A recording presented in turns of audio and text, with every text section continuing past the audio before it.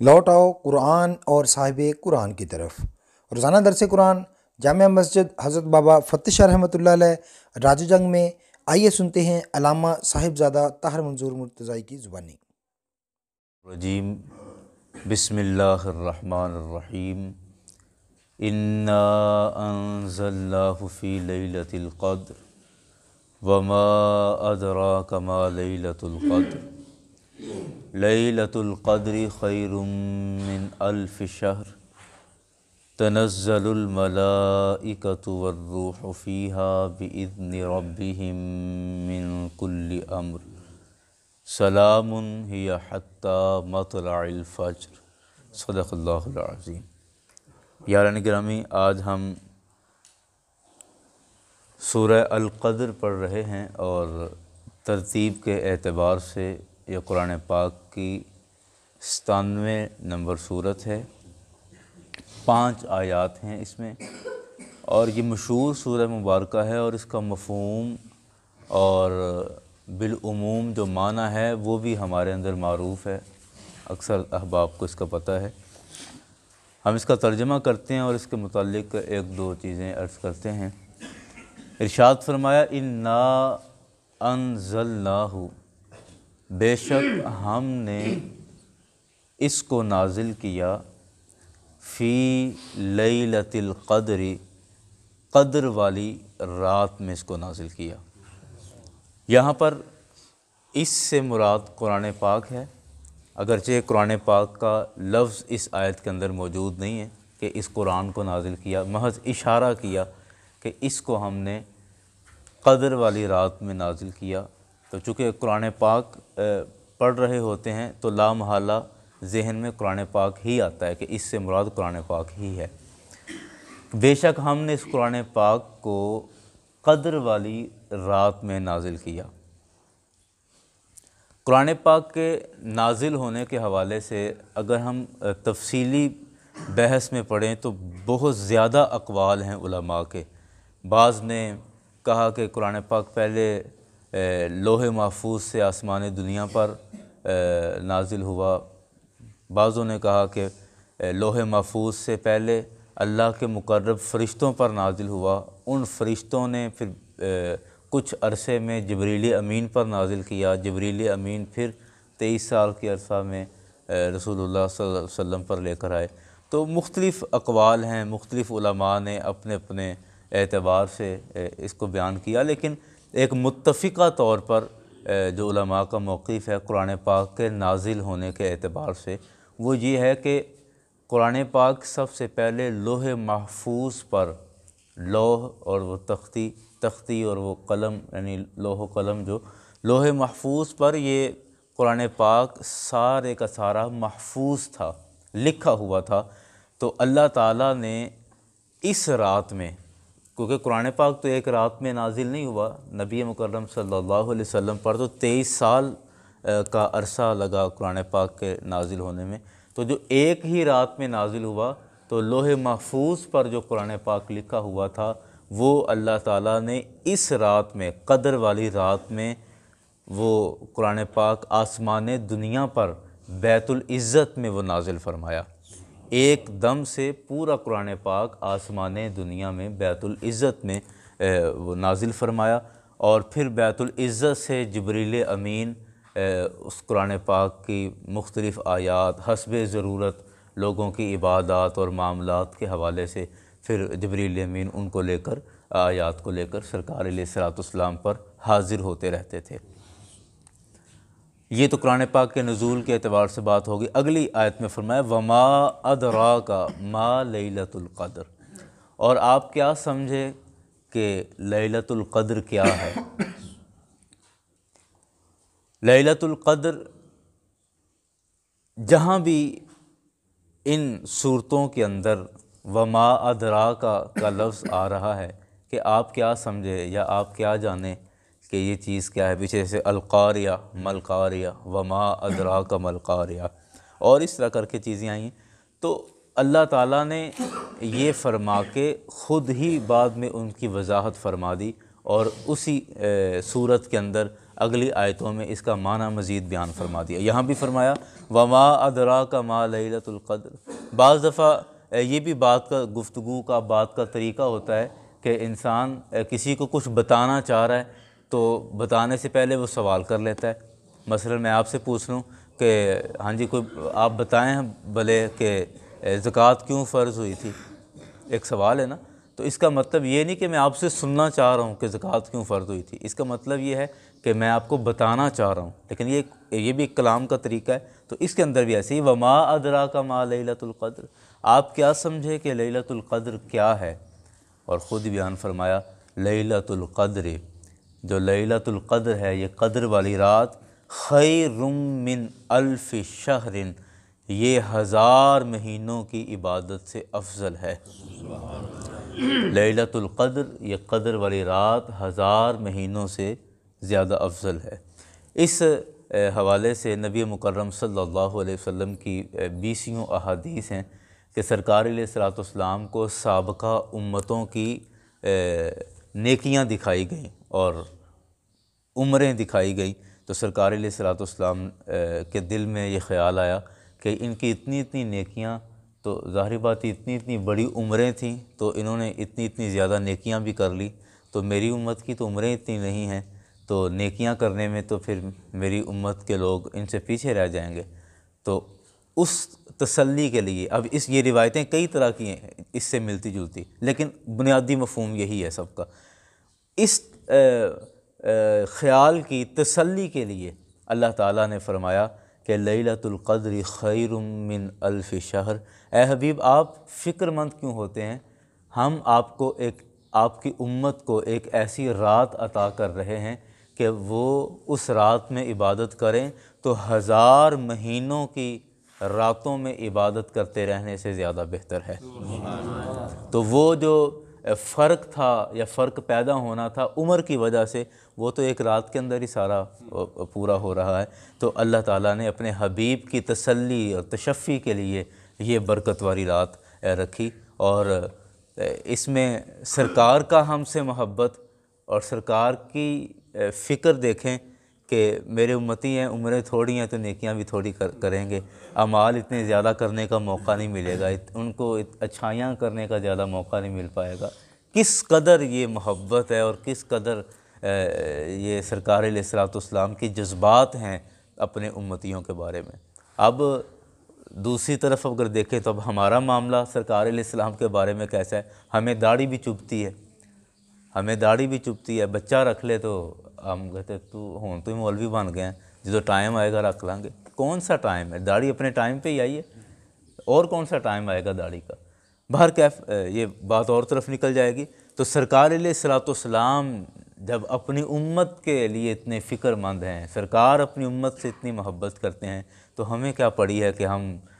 سرکار کی سنتوں سے، سرکار کے احکامات سے، سرکار کے فرامین سے کیوں کھنچتے چلے جا رہے ہیں، کیوں جان چھڑانا چاہتے ہیں؟ بہرکیف اللہ تعالی ہم سب کو عمل کی توفیق عطا فرمائے۔ مضمون کو آگے چلاتے ہیں۔ فرمایا یہ رات 1000 مہینوں کی عبادت سے افضل ہے۔ یہاں ایک غلط فہمی کا بھی ازالہ کر لیجئے، اس کا قطعاً یہ مطلب نہیں ہے کہ آپ اس رات میں عبادت کر لیں گے تو آپ کو 1000 مہینوں کی راتوں کی عبادت سے آپ کی جان بچ جائے گی، یعنی آپ اس سے مبرہ ہو جائیں گے یا وہ عبادت آپ سے ساقط ہو جائے گی، ایسا کبھی نہیں ہے۔ کیونکہ یہ جو 1000 مہینوں کی عبادت ہے یہ نفلی عبادت کا ثواب ہے، اور جو فرائض ہیں 5 نمازیں ہیں اور جو دیگر فرائض ہیں، فرائض تو اپنی جگہ پہ پورے رہیں گے اور وہ تو ادا کرنے ہی کرنے ہیں، اور یہ جو فضیلت ہے یہ نفلی عبادت کی فضیلت ہے کہ 1000 مہینے کی راتوں میں اگر آپ جاگتے رہیں اور ساری رات نفلی عبادت کرتے رہیں تو جتنا ثواب ملے گا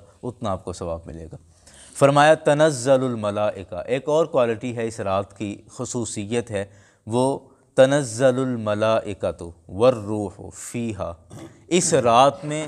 ملائکہ بھی اور روح الامین یعنی جبریل امین اور ملائکہ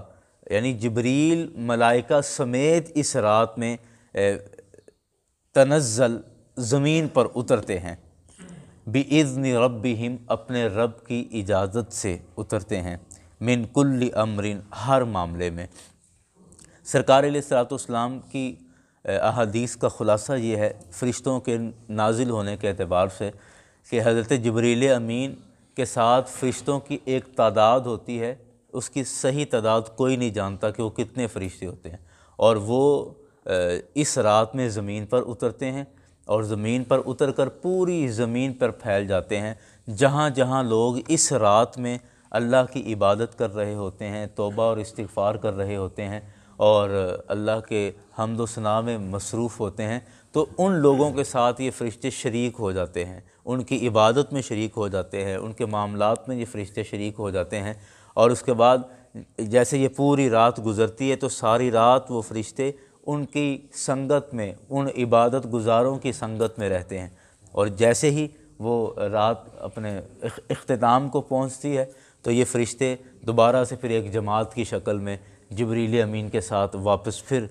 سدرۃ المنتہا پر چلے جاتے ہیں، اور پھر اللہ تبارک و تعالیٰ سے ان کا مکالمہ ہوتا ہے۔ اللہ تعالیٰ ارشاد فرماتا ہے زمین پر گئے تھے، کیا دیکھ کر آئے،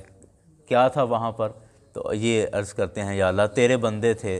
رو رہے تھے، آنکھوں میں آنسو تھے، دل میں فریاد تھی، زبان پر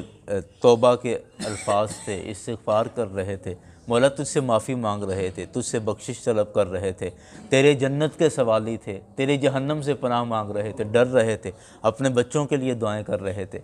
یہ تفصیل جا کر فرشتے بتاتے ہیں، تو اللہ تعالیٰ فرماتا ہے کہ اشہدوا یا ملائکتی، اے میرے فرشتوں تم اس بات پر گواہ ہو جاؤ کہ جو وہ طلب کر رہے تھے میں نے ان کو عطا کر دیا ہے۔ اللہ اکبر۔ اور پھر سلام ہی حتی مطلع الفجر، یہ سلامتی اسی طرح برقرار رہتی ہے حتی مطلع الفجر، یہاں تک کہ فجر طلوع ہو جائے۔ جب تک کہ فجر طلوع نہیں ہوتی تو ساری رات یہی معاملہ رہتا ہے۔ بہرکیف یاران گرامی، اس سورہ مبارکہ میں لیلۃ القدر کی بات کی گئی ہے، اور لیلۃ القدر میں حضرت عبداللہ بن عباس رضی اللہ عنہما کا ایک قول یہ ہے کہ اس رات اللہ تعالیٰ لوگوں کی قدر،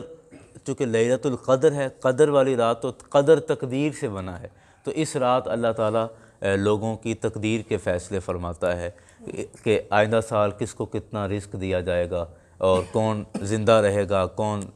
دنیا سے چلا جائے گا، کس کے ہاں کتنی اولاد ہوگی، یہاں تک کہ اس سال کون کون آدمی حج کے لیے آئے گا ان کے بھی نام تک لکھے جاتے ہیں۔ اور اس سے ملتی جلتی روایت شب برات کے بارے میں بھی ہے، لیکن حضرت عبداللہ بن عباس کا قول یہ لیلۃ القدر کے حوالے سے ہے کہ اس رات تقدیریں لکھی جاتی ہیں۔ تو ظاہری بات ہے ایسی اہم رات میں تو ہمیں عبادت کر کے ہی اس کو گزارنا چاہیے، اور عبادت میں اللہ کی حمد و ثنا تسبیح میں، اس سے استغفار کرنے میں، اس سے توبہ کرنے میں یہ رات گزارنی چاہیے۔ اب آخر میں ایک مسئلہ ہے، وہ مسئلہ یہ ہے کہ یہ رات کون سی ہے؟ تو سب سے صاف ستھری بات یہ ہے کہ نبی مکرم صلی اللہ علیہ وسلم نے بذات خود ارشاد فرمایا کہ اس رات کا مجھے بتایا گیا تھا، مجھے واضح کیا گیا تھا، لیکن کسی شخص کے جھگڑے کی وجہ سے وہ اس رات کی جو تخصیص تھی، جو تعیین تھی اس رات کی، وہ مجھ سے واپس لے لی گئی ہے۔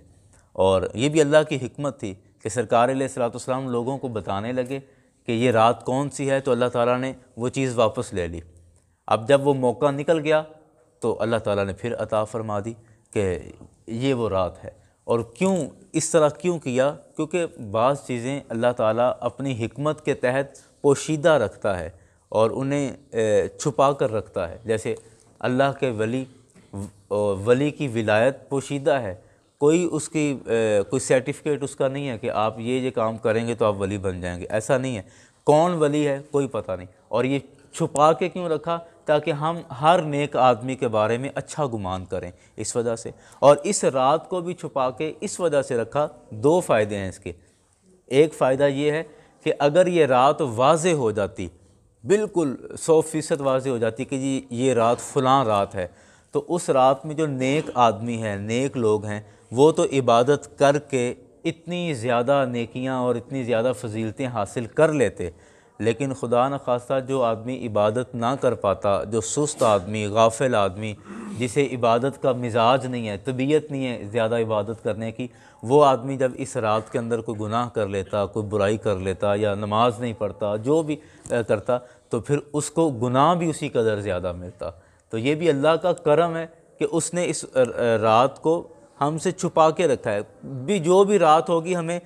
بالکل اس واضح طور پہ اس کا پتہ تو نہیں ہے نا، اگر واضح طور پہ پتہ ہو اور پھر عبادت نہ کریں تو یہ دگنا گناہ ہوگا، ایک اس رات کی فضیلت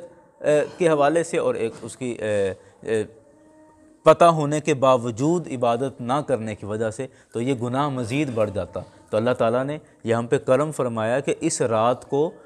واضح نہیں کیا بالکل کہ یہ والی ایک رات ہے، نہیں، بلکہ کچھ راتوں کے اندر اس کو ملا دیا کہ تلاش کرو کون سی رات ہے، تاکہ اگر کوئی بندہ سستی بھی کرے تو وہ کم از کم کہہ سکے یا اللہ مجھے تو نہیں پتہ تھا کہ وہ یہ والی رات ہے، میں تو وہ کوئی لچک بنتی ہے نا اس میں۔ اور پھر دوسرا یہ ہے کہ اس رات کی تلاش میں پھر جستجو کریں، اگر ایک رات کا پتہ چل جائے تو ہم تو صرف ایک رات میں عبادت کریں اور پھر بس، ہم بھی تو خیر اپنا فائدہ سوچتے ہیں نا ہر اعتبار سے، بعض دفعہ ہم نیکیاں بھی گننے لگ جاتے ہیں اور تسبیح نکالنے کے بعد پھر پورا حساب کر لیتے ہیں کہ ابھی میں نے کتنی نیکیاں حاصل کر لی ہیں۔ تو بہرکیف بات ہم ختم کر رہے ہیں اس پر کہ اس رات کو اللہ تعالیٰ نے چھپا کے رکھا، اور وہ سرکار علیہ الصلوۃ والسلام نے جو فرمایا کہ ماہ رمضان کے آخری عشرے کی طاق راتوں میں اس کو تلاش کرو۔ ماہ رمضان کا جو آخری عشرہ ہے اس کی طاق راتیں 21 ہے، 23 ہے اور 25 ہے، پھر 27 ہے، پھر 29 ہے، یہ جو راتیں ہیں ماہ رمضان کی طاق راتیں، فرمایا ان کے اندر ان کو تلاش کرو، اور ان میں سے کوئی نہ کوئی ایک رات وہ لیلۃ القدر ہے، اور اگر تم ان راتوں کے جاگنے کا، ان راتوں میں عبادت کا اہتمام کرو گے تو یقیناً تم لیلۃ القدر کو ضرور حاصل کر پاؤ گے۔ اللہ تعالی ہم سب کو اس پر عمل کی توفیق عطا فرمائے۔ اور ہمارا درس مکمل ہو چکا ہے، یہ بند کریں ذرا۔